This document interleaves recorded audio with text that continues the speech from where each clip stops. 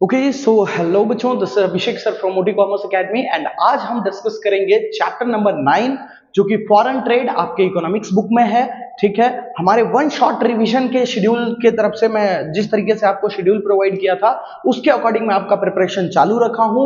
आप भी इस शेड्यूल से जुड़े रहिए, बहुत ज्यादा हेल्पफुल रहेगा ये शेड्यूल आपके लिए। आप पूरी साल नहीं भी पढ़ाई किए होंगे ना, ये वन शॉट आपके लिए इतना हेल्पफुल हो जाएगा कि आप आराम से अच्छे मार्क्स स्कोर कर पाएंगे, है ना। और जो बच्चे अच्छे से तैयारी कर रहे हैं उनके लिए तो एकदम समझो कि आशीर्वाद जैसा है ये, है ना। और एक और चीज, काफी बच्चों के कमेंट्स में पढ़ रहा था, स्मिथ का भी कमेंट पढ़ा था और एक दो बच्चे थे जिनका मैं कमेंट पढ़ा, वो बोल रहे थे कि सर इग्नोर कीजिए वो सारी चीजें। आप लोगों के लिए, सपोर्ट के लिए बहुत बहुत थैंक यू बच्चों। और मैं हमेशा जानता हूँ यार, बाकी बच्चे मुझे सपोर्ट करते हैं, एक आध बच्चों पे मुझे फर्क नहीं पड़ता है ना, एक आध बच्चे ऐसा बोल देते जो जो उसमें, है ना। एक बच्ची ऐसा भी बोली थी कि सर वो कूल बनने के चक्कर में फूल बनने आ गया, ऐसा करके कुछ कमेंट था। अच्छा लगा भाई, आप लोग सपोर्ट करते हो ना, टेंशन नहीं, मेरे को पढ़ाना है, आप तक पढ़ाई पहुंचाना, आपका बोर्ड का एग्जाम है, ये सब बेवकूफी में अपने को नहीं उलझना है। ठीक है, जिनका टाइम पास हो रहा है उनके लिए ये चैनल है ही नहीं, है ना, है ना। मैं तो ये चैनल को इसलिए कंटिन्यू किया, मैं तो बोल रहा हूँ ना कि 2.5 महीना 3 महीना पहले मैं वीडियो डालना शुरू किया हूँ यहाँ पे, है ना। कंटिन्यू वीडियो में यहाँ पे किया, वो भी वीडियो डालते डालते बच्चों ने कमेंट में डिमांड करना शुरू कर दिया कि सर ये वीडियो बनाओ वो वीडियो बनाओ, तब मैं बनाना शुरू किया। नहीं तो भाई मैं तो यूट्यूब पे था ही नहीं, आप लोगों ने जो गाइड किया है ना, तो मुझे कोई फर्क नहीं पड़ता भाई, मैं जो कर रहा हूँ वो करता रहूंगा। और आपके लिए वन शॉट रिविजन मैंने चालू करवाया था, चैनल में भी अपडेट किया था कि अभी आपको रात के 11 बजे ये वीडियो आपको अवेलेबल हो जाएंगे, और देखिए अवेलेबल करा रहा हूं मैं, है ना। चलिए शुरू करेंगे ये टॉपिक को, बहुत ही प्यार से समझेंगे टॉपिक को जिससे कि सारी चीजें आपके कवर हो जाए। ठीक है, चलिए तो बच्चों शुरुआत करते हैं पहले मीनिंग के साथ कि भाई इंटरनल ट्रेड क्या होता है और इंटरनल ट्रेड क्या होता है। ठीक है, इंटरनल ट्रेड के बारे में डिस्कस करेंगे। देखिए, trade activity which takes place within the geographical boundary of a country, जो कंट्री के अंदर, जैसे मान लो ये एक कंट्री है, ठीक है, और ये कंट्री के अंदर ही मान लीजिए यहां से परचेज किया जा रहा है, यहां पे सामान सेल किया जा रहा है, ये यहां पे मतलब कंट्री के बाउंड्री के अंदर ही सामान का बाइंग एंड सेलिंग एक्टिविटी हो रहा है। ट्रेड एक्टिविटी मतलब बाइंग एंड सेलिंग एक्टिविटी, है ना। देखिए, buying and selling activity which take place within the geographical boundary of a country is known as internal trade. Okay, इसको हम क्या बोलते हैं? Internal trade. इसको हम एक और नाम से जानते हैं जिसको हम बोलते हैं डोमेस्टिक ट्रेड। डोमेस्टिक ट्रेड, तो आपसे डोमेस्टिक ट्रेड का भी मीनिंग पूछा जाए तो यही रहेगा, है ना। इंटरनेशनल ट्रेड क्या होता है भाई? तो trade activity which take place, ये पॉइंट याद रखिएगा। यहां पे क्या था? Within the geographical boundary of a country, और यहां outside the geographical boundary of a country. Let suppose करते हैं, एक एग्जांपल लेते हैं, ये एक कंट्री है, ये एक दूसरी कंट्री है, यहां से ट्रेड एक्टिविटी ये कंट्री के साथ हो रहा है, यहां से परचेज या सेल एक्टिविटी हो रहा है, और इसी एक्टिविटी को हम क्या बोलते हैं? International trade. सर इसको दूसरा किस नाम से जाना जाता है? फॉरेन ट्रेड के नाम से जाना जाता है। जब आपसे पूछा जाए फॉरेन ट्रेड क्या होता है, तो outside the geographical boundary of a country जो ट्रेड एक्टिविटी हो रहा है उसको हम क्या बोलेंगे? International trade. अब हम समझेंगे कि भाई क्या रीजन है जिसके कारण इंटरनेशनल ट्रेड किया जाता है। कोई ना कोई तो रीजन होगा, क्यों हम जाते हैं दूसरे देश के साथ जुड़ने। जब हम पहले कैसा होता था ना, नीड्स कम थे, है ना, नीड्स कम थे, हमको टेंशन नहीं था, हम अपना उगाते थे, खाते थे, बस उतना ही लाइफ था, है ना। अब क्या करना शुरू कर दिया? हम इंटरनेशनल ट्रेड करना शुरू कर दिए। तो इंटरनेशनल ट्रेड का रीजन क्या है, क्या जरूरत पड़ा जिसके कारण इंटरनेशनल ट्रेड होना शुरू हुआ, इसके बारे में डिस्कस करेंगे। चलिए सो बच्चों बात कर लेते हैं रीजन फॉर इंटरनेशनल ट्रेड, कि भाई क्या रीजन हुआ जिसके कारण इंटरनेशनल ट्रेड होना शुरू हुआ। तो सबसे पहला पॉइंट अगर यहां ध्यान देंगे तो लिखा है difference in factor endowment in various countries. थोड़ा सा डिफिकल्ट हुआ ना समझने में। एंडोमेंट का मतलब होता है अवेलेबिलिटी। एंडोमेंट का मतलब क्या होता है? अवेलेबिलिटी। अवेलेबिलिटी। अब ध्यान दीजिएगा, आपको समझ में आएगा। Difference in factors availability in various countries. Her countries में अलग अलग फैक्टर्स, फैक्टर्स का मतलब लैंड, लेबर, कैपिटल, एंटरप्रेन्योर, है ना। फैक्टर्स ऑफ प्रोडक्शन आप हमने सुना ना, लैंड, लेबर, कैपिटल, एंटरप्रेन्योर, चार मेन चीज होता है। तो हर कंट्री के पास अलग अलग फैक्टर्स की अवेलेबिलिटी है। किसी कंट्री के पास कैपिटल बहुत ज्यादा है, किसी कंट्री के पास बहुत अच्छे अच्छे एंटरप्रेन्योर हैं, बिजनेसमैन बहुत समझदार समझदार लोग हैं, किसी कंट्री में लेबर्स बहुत ज्यादा है ना, किसी कंट्री में जगह बहुत ज्यादा है। तो कैसा है ना, difference in factors availability in various countries. Her countries के पास अलग अलग फैक्टर्स की अवेलेबिलिटी है। इस रीजन के कारण क्या हुआ, देखो मान लो इंडिया के पास जमीन बहुत है ना, और ये मान के चलो अमेरिका है, अमेरिका के पास कैपिटल बहुत है, ठीक है। तो क्या करते हैं ना कि भाई यहां के लोग यहां पे आके अपनी चीजों को, बिजनेस को चलाते हैं। देखो ना कैसा हुआ, इंटरनेशनल ट्रेड हुआ कि नहीं, है ना। तो difference in factors availability in various country, अलग अलग कंट्रीज के अंदर अलग अलग डिफरेंट तरीके का फैक्टर्स का अवेलेबिलिटी है, ये भी रीजन के कारण हमको इंटरनेशनल ट्रेड करना पड़ता है। ओके, नेक्स्ट पॉइंट क्या दिया है, कॉस्ट ऑफ प्रोडक्शन, कोई भी सामान बनाने का खर्चा। जैसे मैं आपको एक एग्जांपल देता हूं, लेट सपोज करते हैं ऑयल का यूज करके मुझे कोई सामान बनाना है, ठीक है, ऑयल का, पेट्रोल का यूज करके, पेट्रोल या ऑयल का यूज करके मुझे कोई सामान बनाना है, तो अपने को बनाने में ज्यादा सस्ता पड़ेगा या भाई कतर, ये सारे कंट्रीज जहां पे अवेलेबल है ऑलरेडी पेट्रोलियम ये सारी चीजें, ये उनको ज्यादा सस्ता पड़ेगा। जाहिर सी बात है वो आसानी से बना लेंगे, हमको बहुत ज्यादा मशक्कत करना पड़ेगा, है ना, तो हमको कॉस्ट ऑफ प्रोडक्शन बहुत ज्यादा लगेगा। तो हम क्या बोलते हैं ना कि भाई वो सारी चीजों को हम बनाने से अच्छा क्या कर लेंगे, उसको इंपोर्ट कर लेंगे, वो सामान को हम क्या बोलते हैं दूसरी कंट्रीज से हम खरीद लेंगे। तो ये दूसरा जो पॉइंट बना वो क्या बना, cost of production. Her country को एक ही सामान बनाने के लिए, मान लीजिए यही सामान बनाने के लिए किसी कंट्री को अगर 10 रुपए लगते होंगे तो किसी कंट्री को 1000 रुपए भी लग सकता है ना। तो कॉस्ट ऑफ प्रोडक्शन पे डिपेंड करता है, कहीं पे लेबर बहुत कम रेट में मिल जाते हैं, किसी कंट्री में लेबर बहुत ज्यादा चार्ज करते हैं। तो कॉस्ट ऑफ प्रोडक्शन भी डिपेंड करता है कि सामान बनाने का खर्चा अगर ज्यादा रहता है तो हम क्या करते हैं, दूसरी कंट्री से इंपोर्ट कर लेते हैं।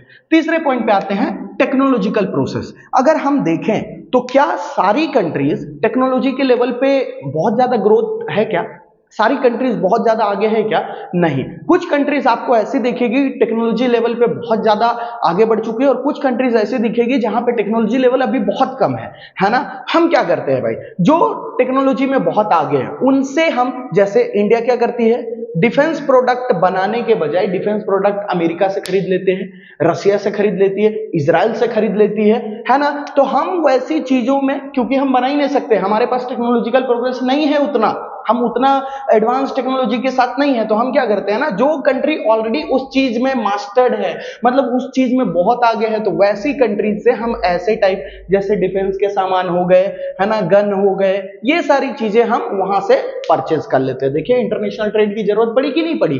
Next, division of labour and specialisation, ये बहुत इंपॉर्टेंट पॉइंट है, division of labour and specialisation. यहां पे आप कैसे आंसर लिखोगे भाई, देखो जब आप हर कंट्री को एनालाइज करोगे ना तो आपको यह चीज समझ में आएगा कि कुछ कंट्री में लेबर जो है बहुत ज्यादा स्किल्ड है, कुछ में लेबर कम स्किल्ड है, और कुछ में लेबर मॉडरेट लेवल पे स्किल्ड है। तो आपको यह देखने को मिलेगा कि पूरे वर्ल्ड में जो अलग अलग कंट्रीज हैं वहां पे अलग अलग लेवल के लेबर्स देखने को मिलेंगे, ठीक है। तो इस रीजन के कारण भी क्या होता है, हमको इंटरनेशनल ट्रेड करना पड़ता है। जैसे अमेरिका के लोगों को अगर लेबर की जरूरत पड़ती है तो वो कहां नजर घुमाते हैं, या तो पाकिस्तान की तरफ देखेंगे, या इंडिया की तरफ देखेंगे, या चाइना की तरफ नजर घुमाते हैं, है ना, कि यहां से हमको लेबर्स अवेलेबल हो सकते हैं, ठीक है। तो ये सारी चीजें, division of labour and specialisation, clear. हर कंट्री के अपने अलग अलग स्पेशलाइजेशन है। ये थे हमारे रीजन फॉर इंटरनेशनल ट्रेड। बढ़ेंगे अगले टॉपिक की तरफ। चलिए अगला जो पॉइंट आपको देखने को मिल रहा होगा क्या है, difference between internal trade and international trade. यहां पे domestic trade and foreign trade भी पूछा जा सकता था। अगर ये क्वेश्चन पूछा जाए तो हम किस तरीके से लिखेंगे, चलिए मैं कॉन्सेप्ट आपको क्लियर करा देता हूं।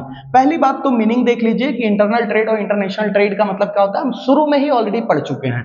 ये क्या होता है, the trade which take place within the geographical boundary of a country, within the geographical boundary of country। ये कंट्री के अंदर ट्रेड किया जाता है, इसके कंट्री के अंदर ही पूरा खरीद बेच किया जाता है। इसमें क्या है भाई meaning, outside the geographical boundary of a country. International trade कैसा होता है, the trade activity which take place outside the geographical boundary of a country is known as international trade. Okay आगे बढ़ते हैं भाई, लिखते हैं साइज एंड स्केल, कौन से लेवल पे काम करते हैं लोग। तो internal trade, size and scale of internal trade, internal trade is small, ये छोटे लेवल पे काम करते हैं, यहां पे ज्यादा ट्रांजैक्शंस नहीं होते, ज्यादा खरीद बेच नहीं होते, और size of internal trade is very large. ठीक है, पॉइंट समझ में आ रहा है। बात कर लेते हैं कौन सी करेंसी यूज होती है इंटरनल ट्रेड, कंट्री के अंदर ट्रांजैक्शन हो रही है ना, तो होम करेंसी यूज किया जाता है। Home currency is used for the receipt and payment of और इसमें कौन सा करेंसी यूज किया जाएगा भाई, तो इसमें किया जाएगा फॉरेन करेंसी। इंटरनेशनल ट्रेड के लिए कौन सा करेंसी यूज किया जाता है, फॉरेन करेंसी का यूज किया जाता है। आगे बढ़ते हैं, इसको मैं बोलूं लेस रिस्की तो चल जाएगा कि नहीं चल जाएगा, कम रिस्की है ये। इंटरनल ट्रेड में ज्यादा रिस्क नहीं होता है, यहां से सामान मुंबई तो जा रहा है, यहां से सामान कोलकाता ही तो जा रहा है, बहुत ज्यादा दूर कहां जा रहा है ना, तो इट इज लेस रिस्की। लेकिन इंटरनेशनल ट्रेड में कैसा होता है, international trade is more risky, ये बहुत ज्यादा रिस्की होता है, क्योंकि हम दूर दूर जगह पे ट्रांजैक्शन करते रहते हैं, हम दूर से सामान खरीदते हैं, दूर सामान बेचते हैं, तो इसमें रिस्क बहुत ज्यादा होता है। ठीक है, और क्या क्या चीज, ट्रांसपोर्टेशन फैसिलिटीज क्या क्या यूज होते हैं इंटरनल ट्रेड में, आपको देखने को मिलेगा कि मोस्ट ऑफ द केसेस में रेलवेज एंड रोडवेज का यूज किया जाता है फॉर ट्रांसपोर्ट, रोडवेज है ना, इसका ज्यादा यूज देखने को मिलेगा आपको इंटरनल ट्रेड में। लेकिन यहां पे आए तो सी ट्रांसपोर्ट एंड एयर ट्रांसपोर्ट इसका यूज आपको देखने को मिलेगा इंटरनेशनल ट्रेड में। एकदम ध्यान से समझते जाइएगा, इंटरनल ट्रेड में only one country is involve, सिर्फ एक कंट्री इन्वॉल्व होता है इंटरनल ट्रेड में। लेकिन जब मैं बात करूं इंटरनेशनल ट्रेड में, तो इंटरनेशनल ट्रेड में क्या होता है, minimum 2 countries are involve for international trade. देखिए कितना आसानी से अपन समझ सकते हैं ना चीजों को, है ना। पहले मीनिंग याद कर लो, कौन से लेवल पे काम किया जाता है, कितने स्केल पे वर्क होता है। इंटरनल ट्रेड में स्मॉल स्केल पे वर्क होता है, इंटरनेशनल ट्रेड में बहुत बड़े लेवल पे काम होता है ना। कौन सा करेंसी यूज किया जाता है for the made of payment, payment के लिए क्या करेंसी का यूज होता है, मोड ऑफ पेमेंट क्या होता है, तो होम करेंसी का यूज होता है। जैसे मैं यहां से मुंबई सामान भेजता हूं या तो किसी को बेचता हूं, तो क्या मैं उसको डॉलर में पैसा देता हूं, नहीं, रुपये में पैसा देता हूं, है ना, होम करेंसी का यूज करता हूं। इंटरनेशनल ट्रेड में कौन सा करेंसी, फॉरेन करेंसी यूज होता है। इंटरनेशनल ट्रेड कम रिस्की है ना, इंटरनेशनल ट्रेड बहुत ज्यादा रिस्की है। इंटरनल ट्रेड में रेलवेज एंड रोडवेज का यूज होता है फॉर ट्रांसपोर्टेशन, है ना। इंटरनेशनल ट्रेड में सी ट्रांसपोर्ट एंड एयर ट्रांसपोर्ट का यूज होता है for the transportation purpose. Internal trade में एक कंट्री ही इन्वॉल्व होती है, लेकिन इंटरनेशनल ट्रेड में मोर देन वन कंट्री बोल सकते हैं, मिनिमम 2 कंट्रीज का इन्वॉल्वमेंट देखने को मिलता है। चलिए बढ़ते हैं आगे सर, सारी चीजों का नोट्स अच्छी तरीके से करते चलिएगा। चलिए बढ़ते हैं अगले कॉन्सेप्ट की तरफ, जो कि आपको 1 मार्क में क्वेश्चन देखने को मिलता है, या तो 2 मार्क में, ये दोनों साथ में क्वेश्चन देखने को मिलते हैं, है ना। देखिए लिखा है कि what do you mean by size of international trade, या तो साइज ऑफ फॉरेन ट्रेड भी बोल दिया जाता है, इंटरनेशनल की जगह पे फॉरेन लिख दिया जाए कोई अलग बात नहीं है। डायरेक्शन ऑफ इंटरनेशनल ट्रेड, तो ये दोनों का मतलब क्या होता है। चलिए ये वर्ड से तो आपको पता चल गया होगा कि टोटल कितना इंपोर्ट या एक्सपोर्ट किया जाता है, उसी चीज को बोलते हैं साइज ऑफ फॉरेन। देखो size of foreign trade means the total value and volume of import and export, total कितना इंपोर्ट या एक्सपोर्ट हुआ है और कितने वैल्यू का हुआ है। वॉल्यूम मतलब कितने नंबर में, कितने क्वांटिटी में हुआ है, और वैल्यू मतलब पैसा कितना, है ना। तो the total value and volume of imports and exports of a country is known as size of international trade। अब आते हैं कि sir direction of international trade क्या है, तो डायरेक्शन ऑफ इंटरनेशनल ट्रेड का मतलब होता है एक कंट्री के साथ दूसरी कंट्री के साथ, एक कंट्री का दूसरी कंट्री के साथ ट्रेड रिलेशन जो होता है, उसी फॉर्मेट को हम क्या बोलते हैं, डायरेक्शन ऑफ इंटरनेशनल ट्रेड। देखिए direction of international trade means the trade relations, क्या बोल रहा है, the trade relations of a country with another countries of the world. एक कंट्री का ट्रेड रिलेशन कैसा है दूसरी कंट्री के साथ, क्या है रिलेशन, उसी प्रोसेस को हम क्या बोलते हैं, डायरेक्शन ऑफ इंटरनेशनल ट्रेड। तो इसमें रिलेशन की बात करता है और इसमें टोटल वैल्यू एंड वॉल्यूम की बात किया जाता है। ठीक है, ध्यान से देख लीजिएगा। बढ़ते हैं हम अगले कॉन्सेप्ट की तरफ। चलिए सो बच्चों अगले पॉइंट पे बढ़ते हैं। यहां पे आपको देखने को मिल रहा होगा बैलेंस ऑफ पेमेंट। बहुत इंपॉर्टेंट टॉपिक है इस चैप्टर का, balance of payment. Balance of payment होता क्या है? तो देखिए, एन अकाउंटिंग स्टेटमेंट मतलब यहां पे रिकॉर्ड किया जाता है अकाउंटिंग स्टेटमेंट के तौर पे, विच शोज, क्या चीज शो करता है? The value of imports and exports of goods and services. कितना गुड्स एंड सर्विसेज को इंपोर्ट एंड एक्सपोर्ट किया गया है उसका रिकॉर्ड किया जाता है, उसका अकाउंटिंग स्टेटमेंट बनाया जाता है। उसी प्रोसेस को हम क्या बोलते हैं? Balance of payment. याद रखिएगा, एन अकाउंटिंग स्टेटमेंट, याद रखिएगा पहला लाइन ध्यान में रखिएगा, an accounting statement which shows the value of imports and exports of goods and services. I hope कि आपको पॉइंट क्लियर है। आगे बढ़ेंगे तो बैलेंस ऑफ पेमेंट, दो अकाउंट्स, बैलेंस ऑफ पेमेंट के लिए हमको दो अकाउंट बनाना पड़ता है। एक आपको दिख रहा होगा करंट अकाउंट और नीचे क्या दिख रहा है? Capital account. अच्छा, करंट अकाउंट में हम किस चीज का रिकॉर्ड करते हैं? और दोनों का फॉर्मेट कुछ ऐसा रहेगा, रिसिप्ट पेमेंट, है ना। ये जैसे मान लीजिए करंट अकाउंट में सामान बेचते हैं गुड्स एंड सर्विसेज के रिगार्डिंग, गुड्स एंड सर्विसेज के रिगार्डिंग इसमें हम रिकॉर्ड करते हैं। गुड्स एंड सर्विसेज बोलेंगे तो कैसा? मान लीजिए हमने सामान बेचा, है ना, सामान एक्सपोर्ट किया तो पैसा आया होगा, है ना, तो वो हम रिसिप्ट साइड पे रिकॉर्ड कर देंगे। रिसिप्ट साइड को हम क्रेडिट साइड बोलते हैं, क्रेडिट साइड, और पेमेंट को हम डेबिट साइड बोलते हैं। ठीक है, ध्यान से बिल्कुल। जैसे मान लीजिए करंट अकाउंट में हम रिकॉर्ड किस चीज का करते हैं? गुड्स एंड सर्विसेज के रिगार्डिंग जो पेमेंट हमको रिसीव होता है वो सारी चीजों का रिकॉर्ड हम यहां पे करते हैं। ठीक है, ऐसा फॉर्मेट रहता है हमारा। मान लीजिए हमने सामान बेचा, पैसा आया, या सामान खरीदा, इंपोर्ट किया तो पैसा गया, तो इस तरीके से हम रिकॉर्ड करते हैं। अब यहाँ पे दो कंडीशन बन सकते हैं। मान लीजिए हमने रिकॉर्ड कर लिया, तो एक तो हो सकता है कि दोनों टैली हो जाए। दोनों टैली हो जाए मतलब कैसा? डेबिट और क्रेडिट साइड दोनों इक्वल हो जाए। तो दोनों अगर इक्वल हो जाते हैं, दोनों का अमाउंट इक्वल हो जाता है, तो वैसे पॉइंट को हम बोलते हैं बैलेंस्ड। क्या बोलते हैं हम? बैलेंस्ड। ये मैं बात कर रहा हूं करंट अकाउंट के बारे में। ठीक है, कि करंट अकाउंट में हम किसका रिकॉर्ड करते हैं? जो हमको रिसीव हुआ गुड्स एंड सर्विसेज को सेल करके, या तो जो हमको पेमेंट करना पड़ा for the purchase of goods and services, है ना, उसका रिकॉर्ड हम इसमें करते हैं। ठीक है, अब अगर दोनों पेमेंट, क्रेडिट साइड और डेबिट साइड दोनों इक्वल है तो इस पॉइंट को हम क्या बोलते हैं? बैलेंस्ड है। लेकिन जब दोनों में से कोई भी एक कम या ज्यादा है तो उसको हम बोलते हैं अनबैलेंस्ड। जैसे debit is greater than credit, debit ज्यादा है क्रेडिट कम है, बताओ भाई बैलेंस हुआ क्या? नहीं, एक ज्यादा एक कम है, या तो डेबिट बड़ा है क्रेडिट से या तो डेबिट छोटा है क्रेडिट से। ठीक है, ये दोनों ही केस में हमारा क्या हो जाएगा? अनबैलेंस्ड कंडीशन कहलाएगा। क्लियर। और यहां पे एक और लाइन याद रखेंगे, जब रिसिप्ट बड़ा रहता है तो ऐसे केस में हम सरप्लस कंडीशन में रहते हैं। सरप्लस मतलब when receipt is more than the payment, receipt ज्यादा है, पेमेंट हमने कम किया तो हमको फायदा है ना भाई, तो इस कंडीशन को हम क्या बोलते हैं? सरप्लस। अच्छा, पेमेंट ज्यादा कर देते हैं, मतलब हमने सामान ज्यादा इंपोर्ट करके पेमेंट ज्यादा कर दिया, रिसिप्ट कम है, तो ऐसे केस को हम बोलते हैं डेफिसिट। क्लियर है, मतलब कमी है। ठीक है, डेफिसिट। सरप्लस कौन से कंडीशन में? जब रिसिप्ट ज्यादा है पेमेंट से, तब हम कौन से कंडीशन में है? सरप्लस में।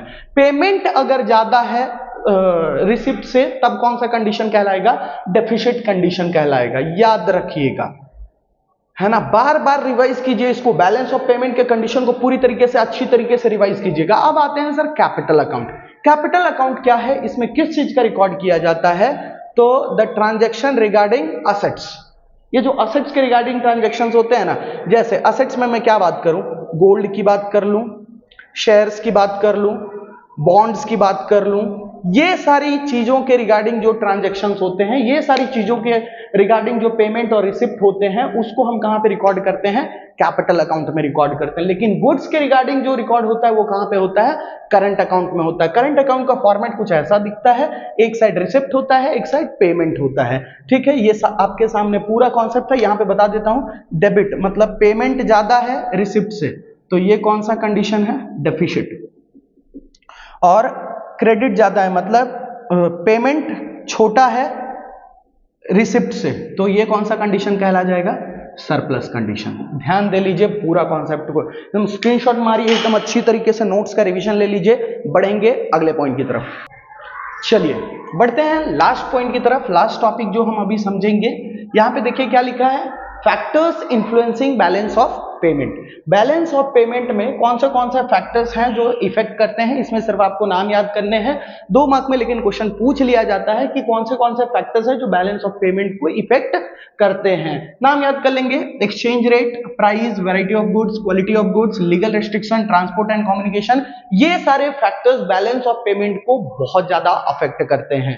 जिसमें जो सबसे मोस्ट इंपॉर्टेंट फैक्टर है जो बैलेंस ऑफ पेमेंट को अफेक्ट करता है वो है एक्सचेंज रेट। ठीक है, तो ये एक्सचेंज रेट को थोड़ा सा डिटेल में समझ लेते हैं क्योंकि इसके बारे में एक अलग से क्वेश्चन आपको देखने को मिलता है एक्सचेंज रेट के बारे में, और काफी इंपॉर्टेंट क्वेश्चन है ये। 1 मार्क में भी पूछ लिया जाता है, 2 मार्क में भी पूछ लिया जाता है ना। तो 1 मार्क के लिए भी पढ़ लीजिए, 2 मार्क के लिए भी पढ़ लीजिए ताकि आपको टेंशन ही ना हो। देखिए एक्सचेंज रेट क्या होता है भाई, तो एक्सचेंज रेट का मतलब होता है the rate at which currency of one country can be converted in the currency of another country। एक कंट्री के करेंसी को दूसरे कंट्री के करेंसी में कन्वर्ट करना है। जैसे मान लीजिए मेरे पास 100 रुपया अवेलेबल है, तो वो 100 रुपए को अगर मैं डॉलर में कन्वर्ट कर दूं तो उसी चीज को हम क्या बोलेंगे, एक्सचेंज। और जिस रेट पे हो रहा है, जिस रेट मतलब 85 का $1 या 88 का $1, है ना, तो जो रेट डिसाइड हो रहा है वही प्रोसेस को हम क्या बोलते हैं, एक्सचेंज रेट। जो मैंने अपनी करेंसी को यूएस डॉलर में कन्वर्ट किया वो क्या था, एक्सचेंज, और जो रेट पे हो रहा है उसको हम बोलेंगे एक्सचेंज रेट। ध्यान में रहेगा बातें। देखिए the rate at which currency of one country can be converted into currency of another country is known as exchange rate। Example में क्या है, देखो एक्सचेंज रेट ऑफ $1, एक $1 का कीमत कितना है, 88 रुपीज। अगर मुझे $1 मेरे पैसे को $1 में कन्वर्ट करना है तो मेरे को कितना रुपया पे करना पड़ेगा, ऑलमोस्ट अभी के टाइम पे अराउंड 87 पॉइंट समथिंग है, तो मैं 88 कंसिडर करके चल रहा हूं। ठीक है, एग्जांपल में ले रहा हूं, तो ₹88, that means we have to pay ₹88 of Indian currency for purchasing $1। अगर मुझे $1 परचेज करना है तो मुझे 88 रुपीज का पेमेंट उनको करना पड़ेगा। ठीक है, एक कॉन्सेप्ट देख लेते हैं। मान के चलता हूं, यहां पे एग्जांपल के साथ बताऊंगा तो ज्यादा बेटर रहेगा। $1 का वैल्यू कितना था, 88। मान के चलते हैं ये 88 से बढ़ के 100 तक पहुंच गया। एकदम ध्यान से, 88 $1 का वैल्यू कितना है, 88, और ये चीज बढ़ के अगर 100 तक पहुंच गया, मतलब $1 का वैल्यू 100 हो गया, एक्सचेंज रेट इंक्रीज हो गया, तो बताइए इंडियन करेंसी की वैल्यू घटी या बढ़ी? जाहिर सी बात है वैल्यू घटी। जो चीज खरीदने के लिए मैं पहले 88 रुपीज पे करता था, अब उसको खरीदने के लिए मेरे को कितना पे करना पड़ेगा, 100 रुपीज। तो अगर एक्सचेंज रेट इंक्रीज होगा तो currency of a country will decrease, तो इंडिया का करेंसी क्या हो जाएगा, डिक्रीज हो जाएगा, उसका वैल्यू डिक्रीज हो जाएगा। वही उल्टा हो जाएगा अगर एक्सचेंज रेट डिक्रीज हो गया। मान लीजिए $1 का वैल्यू हो गया 65 रुपीज, मतलब मुझे 65 रुपया ही पे करना है $1 खरीदने के लिए। तो अगर एक्सचेंज रेट डिक्रीज होगा तो मेरा करेंसी का वैल्यू क्या हो चुका है, इंक्रीज हो चुका है। बात समझ में आ रहा है आपको, है ना। ये पूरे चैप्टर्स के बारे में मैं जहां तक हो सका मैं आपको ओवरव्यू देने का ट्राई किया। ठीक है, आप अपना रिव्यू जरूर कमेंट बॉक्स में दीजिएगा कि वीडियो कैसा लग रहा है, वन शॉट रिवीजन जो मैं करा रहा हूं उससे क्या इंपैक्ट पड़ रहा है, आपको चीजें क्लियर हो पा रही है या नहीं हो पा रही है, वो सारी चीजें मुझे जरूर बताइएगा। ठीक है, मिलूंगा कल के वीडियो में जिसमें मैं ग्रोथ एंड डेवलपमेंट इकोनॉमिक्स का जो चैप्टर नंबर 2 है, जैसा कि हमारा शेड्यूल चल रहा है उसी अकॉर्डिंग मैं आपको प्रोवाइड कर दूंगा। ठीक है, चलिए वीडियो को लाइक जरूर कीजिएगा। मिलते हैं अगले वीडियो में, तब तक के लिए बाय बाय।